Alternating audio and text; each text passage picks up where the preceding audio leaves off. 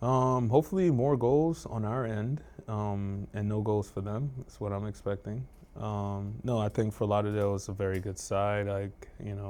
Tyrone and the things he does. I think he's a very good tactical coach. But for us, I think it's again believing in what we're doing, sticking to what we're doing, building from our past success, and also mitigating some of our issues or risks that we've had prior, which I think we've done a good job this week at practice. So I think it's going to be a good game. I think it's going to be a good one for the fans.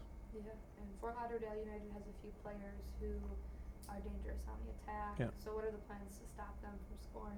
Yeah. Against our side this week. Rule of thumb: nothing complicated about this one. If we keep the ball more, they have less chances of, utilizing those players. So for us, it'll be the keys are to not be too aggressive in the attack, but to be aggressive, but educated in our aggression. Take educated risk. We are a brave side. We like to be confident in what we like to do. We are also very optimistic, but we have to make sure that when we lose the ball, our counter pressing is probably the best it's been all season. We have to make sure we win that ball back in 5 seconds or less. For us, we see that it takes them some time to, get their structure right and get those dangerous players into the right positions for them to be able to exploit things that they like to exploit. So the quicker we can counter press, the higher success we have in the counter pressing, the more we nullify their attacking players. So that's our game plan. Yeah, sure. And what has been the focus overall for the team as you approach the end of the season here? For us, it's trying to set some club records, go 3 games unbeaten. The club is yet to do that, and it's something that we think we can with this stretch of 3 games. Starting with Fort Lauderdale, we try to stay, 1 week at a time, one opponent at a time. Our biggest thing is our last home game, so we want to do this one for the fans. We want to do it for the district, get a good result, get a good game of soccer, show the fans some attractive style of play, and yeah, that's our goal. Finish out strong. Yeah.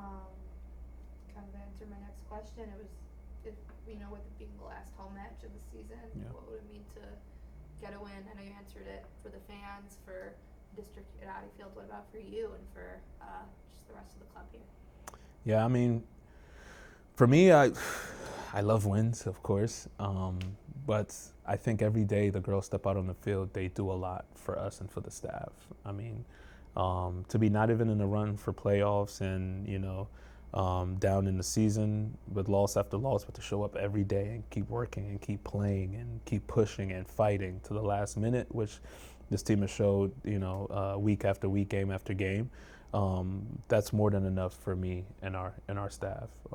We're really lucky to have players that put it all out, on the field. They put their best selves out there and they give 100%. But for us, a win here is important for all of our confidence. I think confidence is a big thing in professional sports. Us as a staff, we want to be confident that the things we're teaching are receptive, and when executed properly, they are successful. They give us success. They give us good opportunities to be successful. So that confidence goes a long way. Also confidence in the club and the direction that they want to move in. Ultimately wins are the biggest barometer of that success. So it'll be massive for not just us as a technical staff, but for the club in its entirety. Wins will be good. Yeah, absolutely. And I wanted to ask you about Morgan. She has made 6 consecutive starts Mhm. this last stretch of the season. And I believe she ranks 4th overall in clean sheets. Yeah, And yeah. as well as, I forgot, saves. Saves, I think yeah, it is. yeah. Was looking at all the stats earlier. So could you speak, to her, Mhm. her performance thus far, and the impact she's made, Yeah. especially this last stretch of the season? Yeah, of course. Morgan, she's a high level goalkeeper. She just got a call up for the Australian national team again, and for those of us that know, Australia is one of the best women's soccer teams in the world. So for her to be called up to that national team speaks volumes of her ability. She's a player. Her and Addie battle week after week, game after game. We never really go into each week thinking this is our set starter, especially not the goalkeeper position. So there are moments where Addie bested her, and there are times where she's bested Addie. And this last stretch of 6 games, she's done really, really well. Both of them have done really, really well. It's been very hard decisions for us to make. Match day -1, we're still sitting in the coach's office trying to decide who gives us the better chance at being successful. But Morgan, we had a discussion when the season started, and she wanted to be pushed. She wanted to be challenged. She wants to go and be the starter for her national team. She takes a lot of pride in playing for her national team. She wants to win trophies here. The only way to do that is when there's competition for her in training, day in and day out. And I think Addie has served that, and it's boasted well for her because she went from, being kind of complacent as we were coming into the start of the second half of the season to just day after day improving. And being called up to the team gives her that confidence. Multiple games she's had where she's been very solid, especially in her distribution and command in the box. It's been done very well.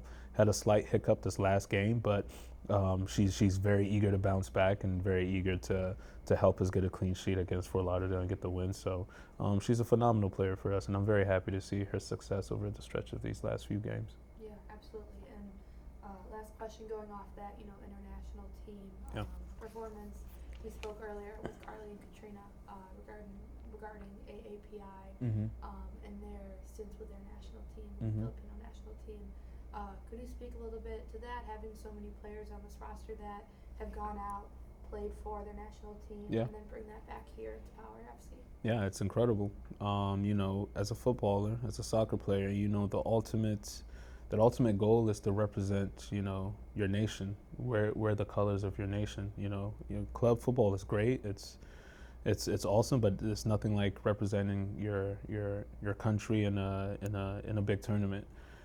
So for us, having 5-6 international players that are being called into these teams it's a phenomenal feat.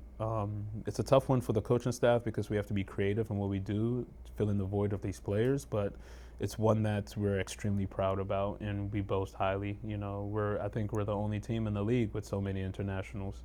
And for us, for this club, I think it's a microcosm of this city because it's such a diverse city. I think one of the most diverse cities in the world.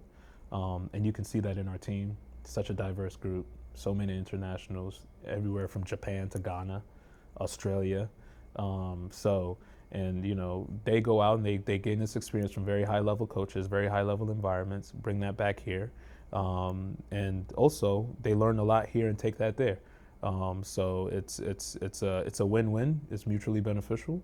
But nonetheless, I think it represents the club well to see that we have this many internationals, this many people that represent their countries, but also represent our brand, our club. So it's good. It's good. I'm happy. Yeah, absolutely. Thanks, Coach. Appreciate Thank you. it.